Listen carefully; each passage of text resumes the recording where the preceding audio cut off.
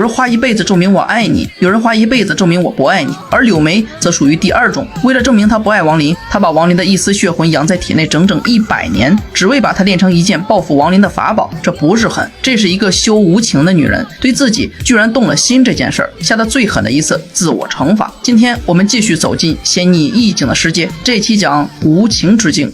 在仙逆里有一门功法，光听名字就脊背发凉，叫千幻无情道。修这门功法的女人叫柳梅，她的故事让我第一次看懂无情到底是个什么东西。先说这门道有多变态，999个幻神，每一幻就是柳梅的一世人生，每一世可以爱，可以恨，可以尝尽喜怒哀乐，但每一世结束，感情全部抽走，只把看破了3个字留下，用999次假装的友情熬一颗真正的无情的心，这就是她的修行。说白了就是把情当疫苗，打够999针，这辈子对任何人都免疫。柳梅修到第999幻的时候已经接近圆满了，朱雀子也就是他师尊给他下了最后一道命令，找一个男人做最后一幻的炉鼎，这个男人就是王林。按他的计划，这不过是一次例行任务，胜一次胜上一次，前面900多次都是，每一次他都在对方爱得最深的时候微笑离开，但这一次出事了。两人交手过程中，柳梅悄悄解读了王林的一丝血魂，他告诉自己留着这丝血魂是为了研究王林的弱点，留着这丝血魂是为了报复王林，总之就是不承认。我留着是因为我舍不得丢。你要知道，修无情道的人最怕什么？不是受伤，不是道心破裂，是心里留下一个抹不掉的人。那一丝血魂本是小事，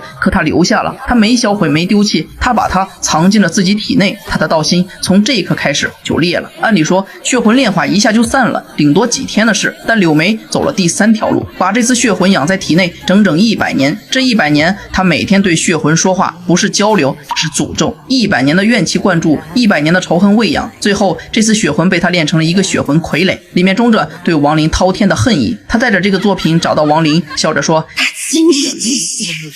是你的因果报应，灵儿出来。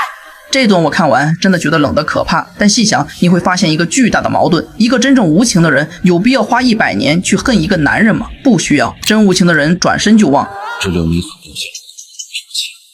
的实际上都是为了遮掩他内心深处那真正的无情之道。